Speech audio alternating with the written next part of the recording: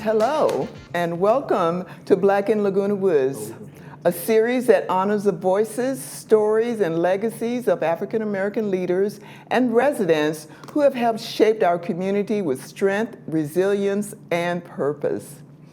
Today, I'm joined by Willie Phillips as my co-host, and we are honored to sit down with a true trailblazer, Bobby McDonald. He is a proud U.S. Navy veteran, a lifelong advocate for economic empowerment, and president and executive director of the Black Chamber of Commerce of Orange County. He's also a dedicated member of PBS and the Buffalo Soldiers 9th and 10th Horse Cavalry Association, preserving and promoting the often untold stories of African American contributions to American history. From serving his community to serving his country, Bobby McDonald has made it his mission to break barriers, uplift others, and to stand tall in the face of challenges. Join Willie and I as we talk about his journey, the obstacles he's faced, and the legacy he continues to build right here in Orange County. So, Bobby, thank you so much for joining us. Thank you. Thanks for having me. This is impressive.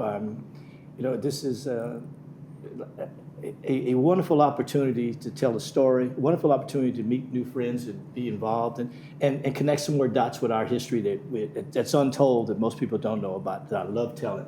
Mm-hmm. All right. So can you tell us a little bit briefly about where you grew up and how your early life experiences shaped you to where you are today?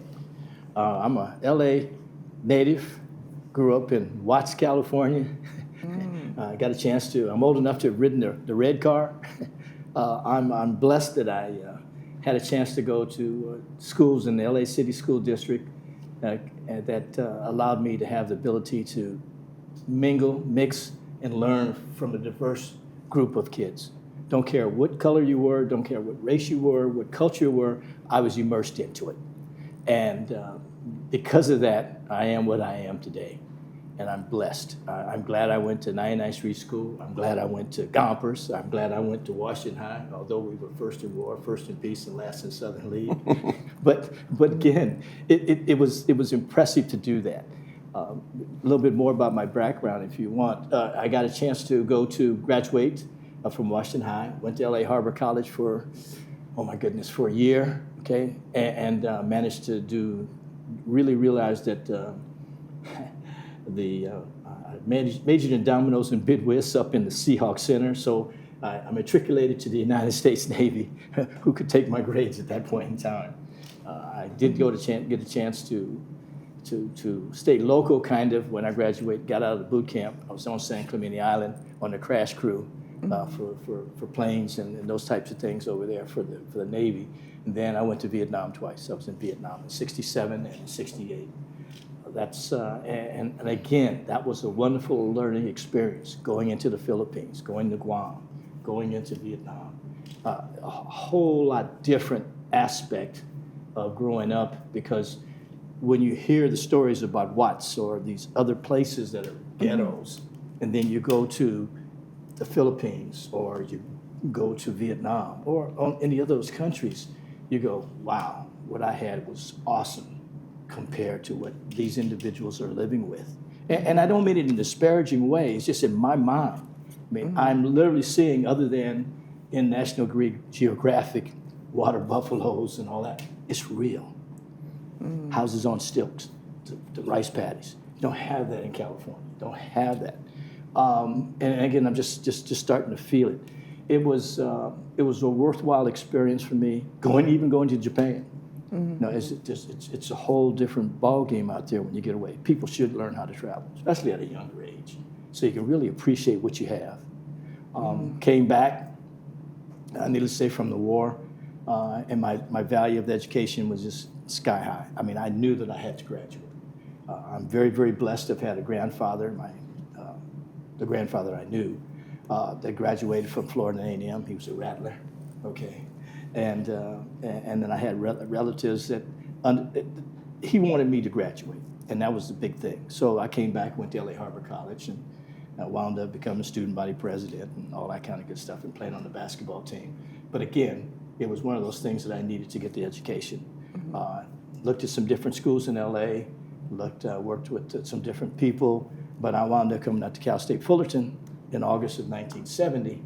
So, because I thought I still could play basketball, and because we were co-champions up in LA. But I learned real quick after a year that I needed to think about my education. Just being out of the coaching and all that kind of stuff gets you, you realize where your capabilities are. At least I did. I did become assistant coach for the team, so I kept in the game. But it's just that now the education component. I wound up graduating from Cal State Fullerton in 1975, and which was great because I helped start the foundation over there, the Titan Athletic Foundation, with a group of people, and got a job with Uniroyal, so I started selling shoes, and so it just I never left. I want to know, I'm intrigued by your history, by your ancestors. You mentioned briefly about your association with the Buffalo Soldiers. Sure. Tell me about your connection with the Buffalo Soldiers. When I was growing up, I didn't know about this. I really didn't. But when I got in school, and again, I'm doing some more research, and I wound up finding out that my dad was in the 24th Infantry. He was in Europe, and then he was in Japan, then he was actually in Korea in 45. So he was all these different places. And then I said, well, let me get interested. And actually, it got really about the middle 90s when I was working with the chamber.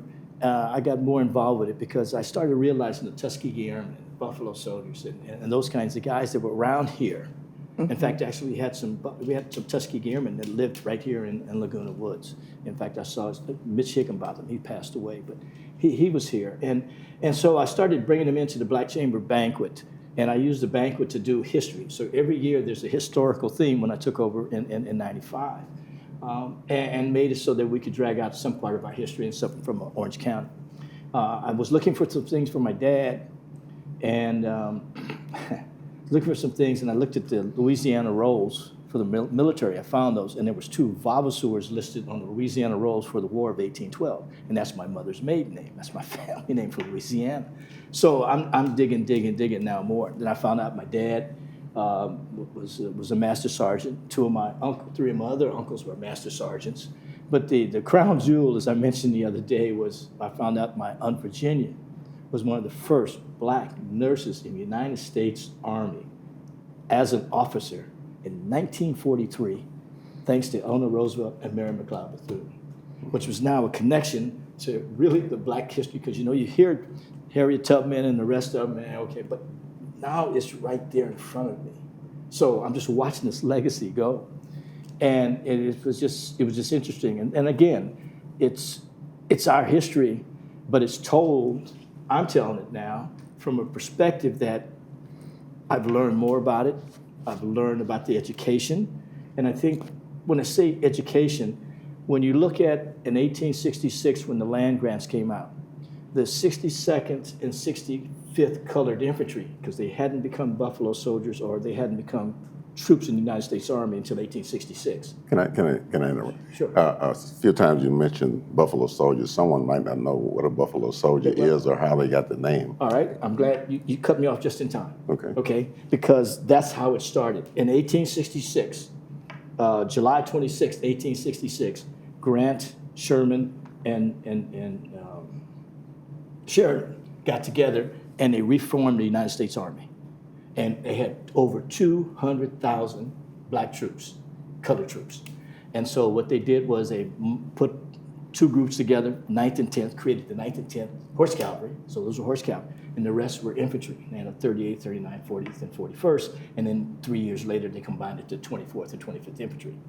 The reason why they were called Buffalo Soldiers because they sent a lot of those black troops out west.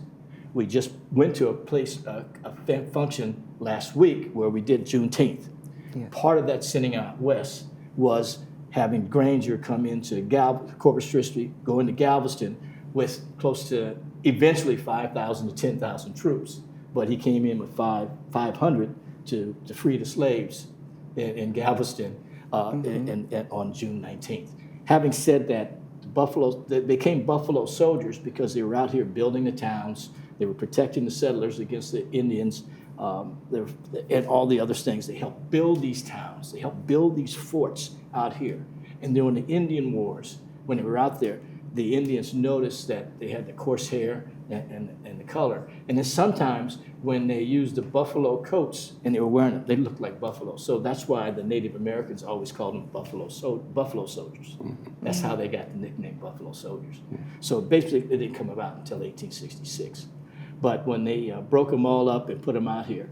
In fact, actually, I just learned something the other day. I was up in Utah at Fort Douglas, and I was looking at some of the reports, and it said that the 24th Infantry was put in there because they needed to protect the settlers from the Indians and the Mormons and a few other places. I said, wow, now that's historic. You know, I mean, I didn't know that kind of peace was going on in our communities back in those days. Nothing bad, but that's the way the mentality of the United States was at that point in time. So your ancestry is rooted in Louisiana. Pretty much so, yes, sir. Yeah, and so you're what they call a Creole back there, right? I'm from Louisiana. Yeah. So Michelle, you right? Yeah. So my question is, you don't look like the typical black man, say like me. You know what I mean? Have you run into any problems with that back there or out here in California and Orange County because of your appearance? I'm not allowed to curse on TV, so I'll say heck yes instead of hell yes. Okay. Could you just briefly fly over that? Yeah, I can. It's a plus, but it's a curse. All right, because I am what I am, and that's who I am, and I believe in me, and I get a little frustrated because you only got the job because of this. No, I busted my butt. I worked hard for it. I learned a lot. I had to, like anybody else, I had to make sure I was bigger and better and make sure that to the point where you weren't going to out-hustle me, you weren't going to think me, you weren't going to work me, you're not going to maneuver without me. I learned how to do that, and I did that on my own. But again, even in today's market, I'll get people to walk up to me and say, how can a Latino run the Black Chamber? You know, oh, okay, you know, or you look Persian, okay, or you look Lebanese. I'll be all that, okay. I'll be that chameleon wherever I need to be to make some positive things happen. What about from the black community? Oh, that's a whole new different ballgame. Wherever you are, especially in the black community, it's positive, but sometimes it's negative, and it's negative only from the standpoint that wherever you were born in parts of the United States, it comes out after you in different ways. People have their own built-in prejudices and stuff. Yeah. And so, I mean, I know how to deal with it. I just smile and keep on going. I do like I just said, you, Misha, keep on working. I know you got a lot of questions over there, Andy. Well, actually, you kind of answered a lot of them. So you do a lot of speaking. I know you've done a PBS program about your aunt that you mentioned earlier, your aunt being the first black nurse in the Army Corps. Speak a little bit about that while I get my other question. Well, Aunt Virginia was unique in the sense that she was one of the nurses. She learned how in order to be an officer or be into the Army, you had to be a registered nurse. And so she, back in Indiana and Iowa, where it was, I guess it was Fort Duquesne back there, that they had, in order to go in, she had to be a registered nurse. But I did research and found paperwork where she was part in Kansas City. She was part of a group of doctors in the hospital that performed a heart surgery back in the 40s. Wow, it's amazing. When I started looking at camp, I called a couple of my buddies that are historians, really, really historians. And so I want to make sure that when I say something, it is close to gospel as possible. Now, I might miss something, okay, but I try to be as accurate as I can. And so I was looking at I was looking at her again, and I found there's a picture with her and several other nurses at Fort Huachuca, Arizona. and there's Benjamin O. Davis Sr. Now, most people didn't know that, well, they know, if they've heard Benjamin O. Davis Jr., who was the one that graduated, the fourth black graduate of the military academy at West Point, who is the one that started the Tuskegee Airmen, thanks again to Eleanor Roosevelt and Mary McLeod Bethune. But, but his dad was also a general because of World War I, and he was there, and I'm looking at this newspaper, and then there's I saw something, and my buddy said, "Oh, Bobby, there's a poster at Fort Huachuca with that," and they've got nurses on the side, another little picture here, some other little pictures around for the nurses that were stationed there, and so I sent it to my cousin in Arizona, and I sent it to her, and she says, Bobby, that's my mama. I said, no, that's my aunt. She said, no, that's my mom. I said, no, that's my aunt. She was my aunt before she was your mom. But we're going through those kind of things like that. But I have other people verifying the stories, verify the stuff, because that way it comes out of me passionate. It comes out of me with a degree of, let's say, honesty and integrity and inspiration. Right. And then, in fact, actually, the story I did, the video and stuff I did it for the National Association of Black Military Women, and one of the admirals in the group made sure it got into the women's memorial down in Arlington. Yeah. Okay.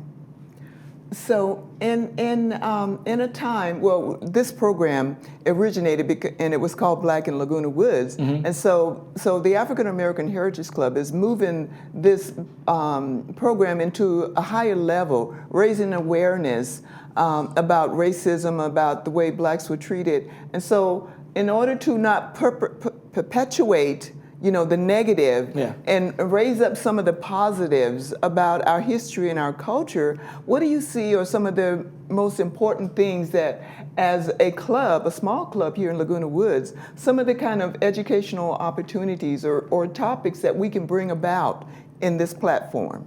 Well, just to stay positive. Just stay positive.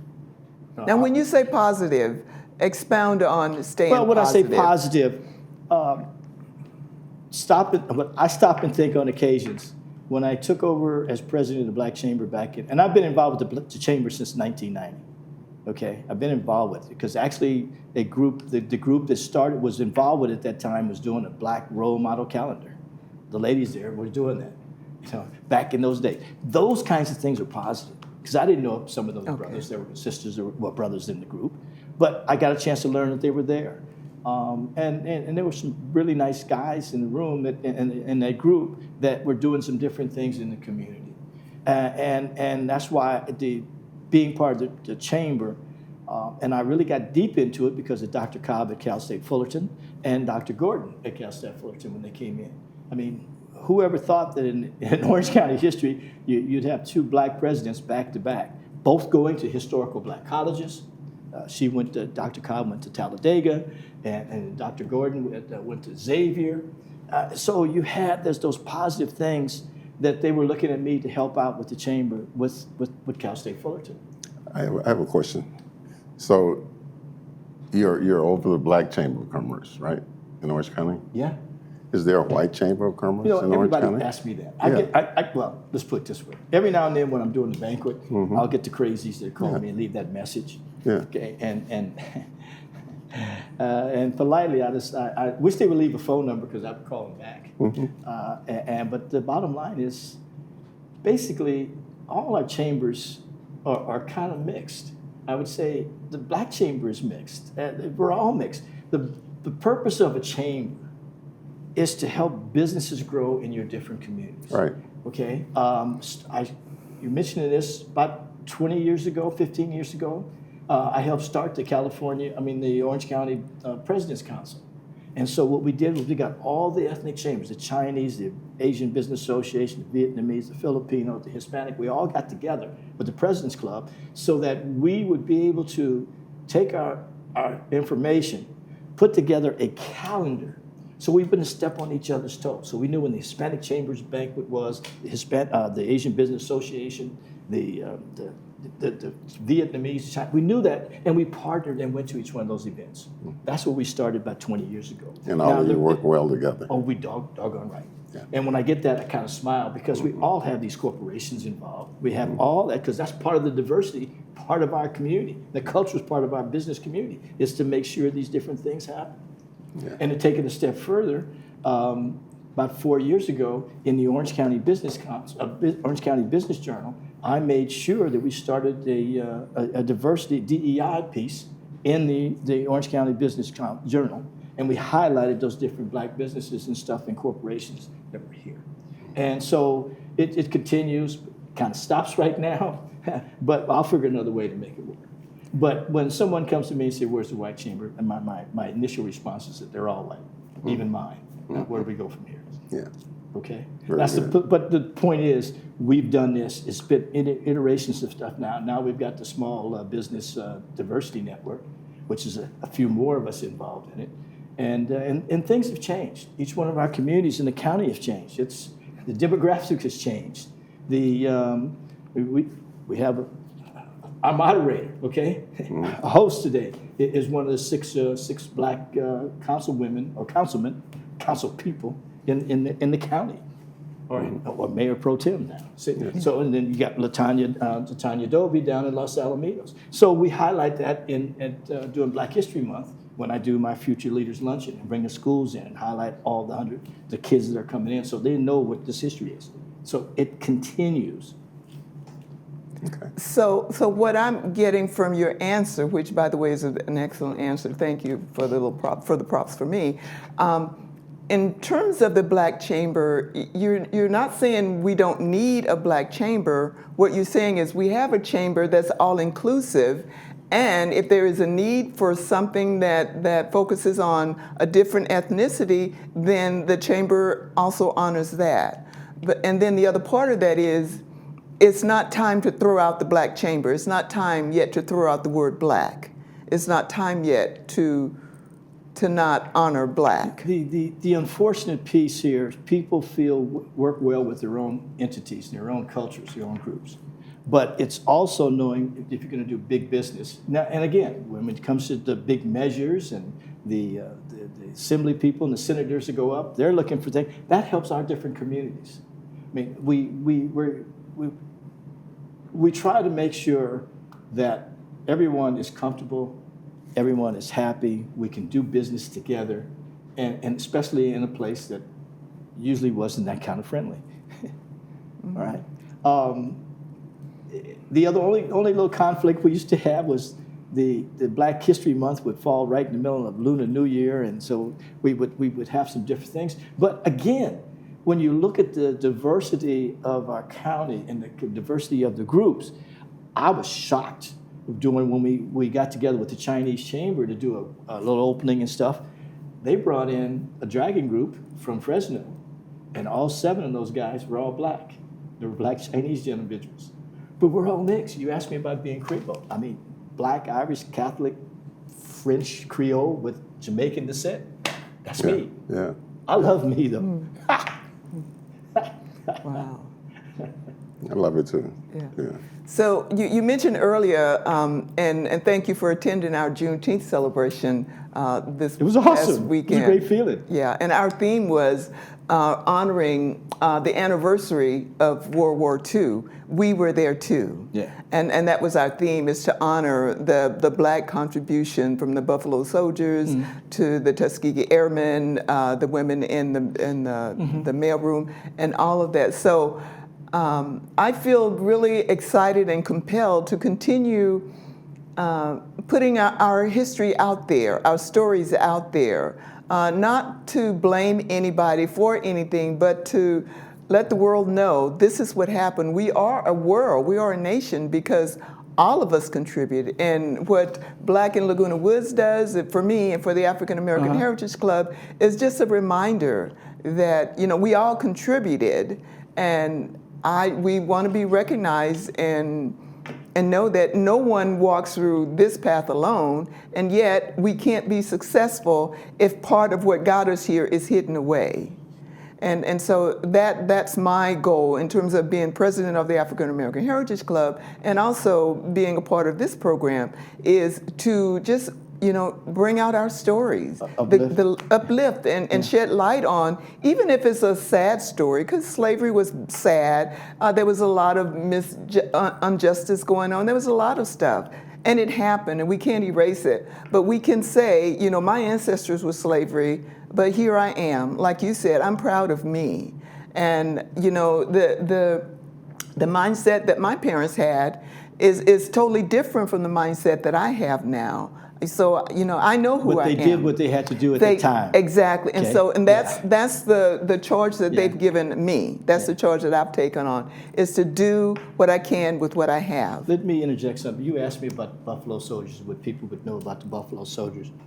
The unique thing about me now is I'm looking at history, but I'm looking at it from a different educational perspective. In the Spanish-American War, okay? The Spanish-American War, when we came out of it, the guys got together, because again, we're in Cuba. In fact, the Buffalo Soldiers, the 9th, the 10th, the 24th, and 25th Infantry, that's the only time they ever fought together was when they were in Cuba, all right? Now, when the war was over and they came back, the VFW, the Veterans of Foreign Wars, was started. So most people don't know that the Buffalo Soldiers, or those units, were part of that creation. That's why I'm more involved with the VFW. That's why I did the thing down at Dana Point. I'm doing it up in Anaheim. I'm doing it in because that's part of our history. Yeah. And that's the history that needs to be perpetuated. And that's why I'm telling it. Yeah. That's why I'm here to tell it. Wow. Yeah. Well, Bobby, See, those kinds of things are great. Yeah. thank you so much for your inspiration, for your stories, for your history, for your background. Thank you for accepting my invitation to come on Black in Laguna Woods and share about your experiences and your history. So it's been a real pleasure for me having you here. And for our viewers, thank you for listening and being a part of us. And this is what our program is evolving into, bringing more enlightenment, more stories, more inspiration. So thank you again on behalf of Willie Phillips and the African American Heritage Club. Thank you for watching, and thank you, Bobby McDonald, for being our guest.